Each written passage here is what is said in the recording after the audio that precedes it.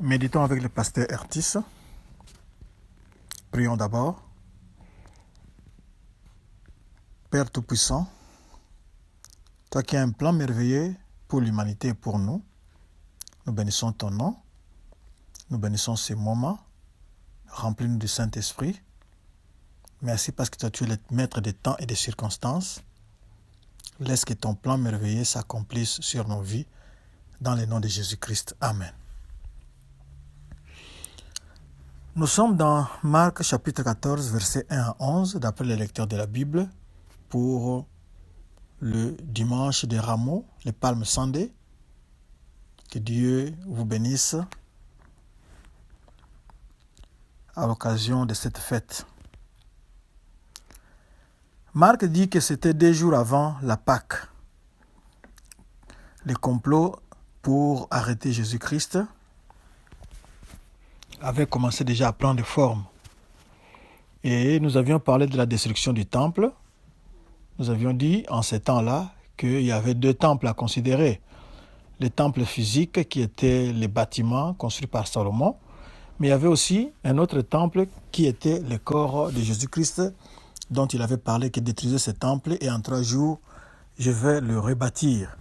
Et les choses ici se mettent déjà en place.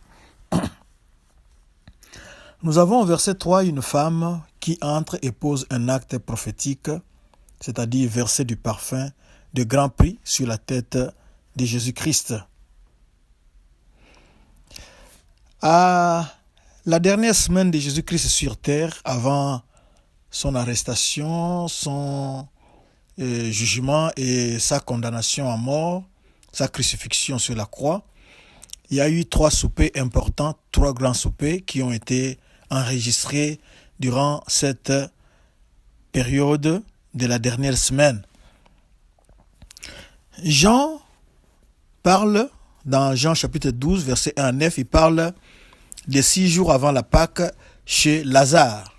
Ça, c'était le premier souper. Le deuxième souper, c'est celui de Marc, qui a lieu 2 jours. C'était chez Simon le lépreux, d'après notre texte d'aujourd'hui. Et certainement, Simon le lépreux, c'est quelqu'un qui avait été guéri par Jésus-Christ de la lèpre. Et il voulait remercier Jésus. Il a organisé ces soupers. Et le dernier souper de la dernière semaine, c'est la Sainte Seine. Là, le dernier repas de Jésus-Christ sur terre avant sa crucifixion. Ça, nous le connaissons. C'est repris dans Jean 13, 1 à 20, Matthieu 26, 20, Marc 14, 17 ou bien Luc 22, 14. Alors, une femme entre ici avec un parfum et elle vient, elle brise le col du flacon, le col on nous a dit que c'était l'albâtre, le col du récipient qui contenait ce parfum-là. Elle a brisé le col. Marc, Semeur et Darby parlent de briser. Et Second 21 parle de briser aussi. D'autres versions parlent de casser. Mais le lecteur, lui, il a parlé de rompre. Donc, elle a rompu le col de la bouteille et elle s'est mise à verser le parfum, à oindre le parfum sur la tête de Jésus. C'était une tradition ancienne en Orient. Pendant la fête de Pâques, chez les Juifs, on devait oindre la tête des invités. Mais c'est comme si Simon, le lépreux, ne l'avait pas fait. Mais pour Marie, pour cette femme-là, Jean et Matthieu nous disent que cette femme s'appelait Marie. Pour eux, pour Marie, pour cette femme-là, c'était un geste de consécration, un geste d'adoration. Elle voulait exprimer tout son amour qu'elle avait pour son Sauveur. Mais c'est comme aussi le Saint-Esprit lui avait soufflé que c'était le dernier moment sur terre de la vie de Jésus-Christ. Et elle a posé ces gestes-là. Peut-être qu'elle n'en comprenait pas toute la signification, mais au moins Jésus-Christ a décrypté, Jésus-Christ a traduit, il a dit que cette femme a posé un grand geste, elle m'a embaumé pour la sépulture, pour la tombe. Dans les anciens temps, on avait l'habitude d'embaumer les morts pour les conserver. Ils n'ont plus la vie, mais on voulait conserver leur corps. Et les Égyptiens, dans l'Égypte ancienne, et ils ont procédé à la momification. Les corps restaient intacts, même si c'était sans vie, il était sec et intact. Fixons notre attention sur le geste de cette femme. Elle a un parfum de nard pur, de grand prix, d'après les précisions que la Bible nous donne. Ces prix avoisineraient les $350 ou 300 €. Il coûtait très cher. Et le prix de ce parfum-là, c'était 300 jours de dur labeur, de grands travaux, de travaux durs pour un ouvrier agricole. Vous engagez quelqu'un pour travailler dans vos champs, pour sarcler, pour récolter, pour entretenir votre champ, et le salaire journalier que vous lui payez, donc pour que lui, il puisse acheter ces parfums, il devait économiser au moins pendant 300 jours, alors sans utiliser son argent pour pouvoir acheter ces parfums-là. Donc, notre Seigneur mérite mieux, notre Seigneur mérite ce qui coûte cher. Et cette femme ne s'était pas contentée d'ouvrir le col de sa bouteille-là, mais elle a brisé pour dire qu'on ne pourra plus, elle n'aura pas la possibilité de refaire ces gestes-là, d'aller acheter encore du parfum et de mettre dans la même bouteille. Elle a fait ça d'une façon unique pour Jésus-Christ.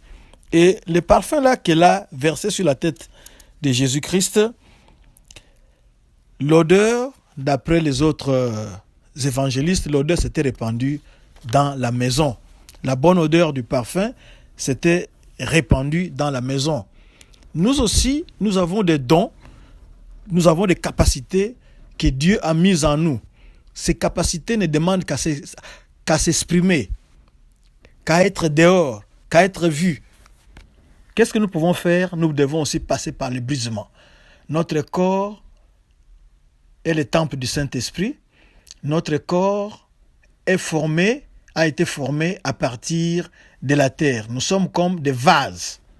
Et si nous brisons ces vases-là, nous allons permettre aux capacités que le Saint-Esprit a mises en nous pour que ces capacités puissent s'exprimer pour mieux servir le Seigneur.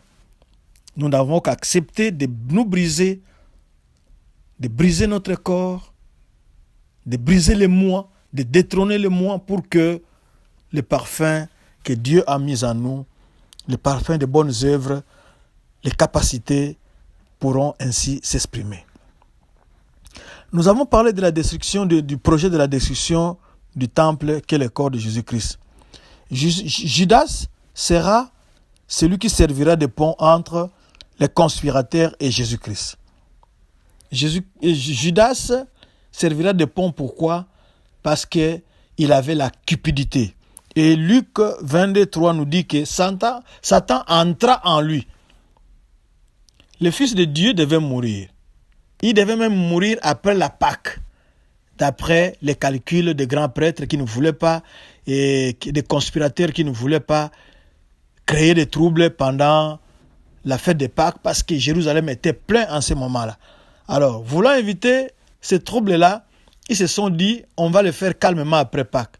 Mais comme Dieu destinait Jésus à être l'agneau pascal, l'agneau de Dieu qui devait mourir à la Pâque, Dieu s'arrangera à ce que ces événements puissent prendre place, ces événements du salut de l'humanité puissent prendre place avant la Pâque.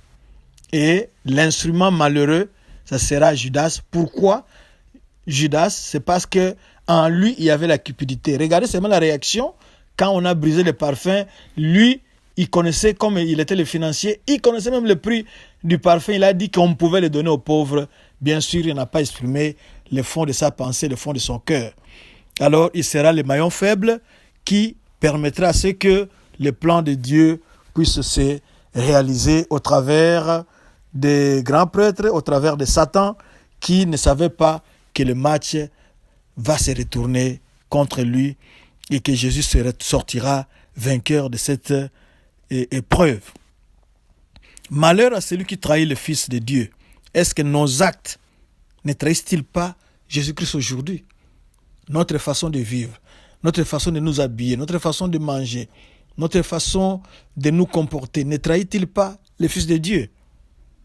Mais sachez aussi que Dieu a placé en nous des capacités et des dons qui ne demandent qu'à s'exprimer. Êtes-vous prêt à accepter que Dieu puisse vous briser pour que ces dons-là puissent s'exprimer? Nous allons prier. Seigneur, voici mon frère, voici ma sœur. Il ne demande qu'à être brisé pour que les dons que tu as mis en lui puissent s'exprimer. Merci au Saint-Esprit de nous inspirer pour que nous puissions honorer d'une façon ou d'une autre notre Seigneur par des actes que nous posons. Ferme en nous toutes les portes par lesquelles l'ennemi chercherait à entrer pour que nous puissions déshonorer notre Seigneur Jésus-Christ. Nous te disons merci et Amen. Nous pouvons retrouver cet audio dans www.eglisedoxadeo.com. Merci.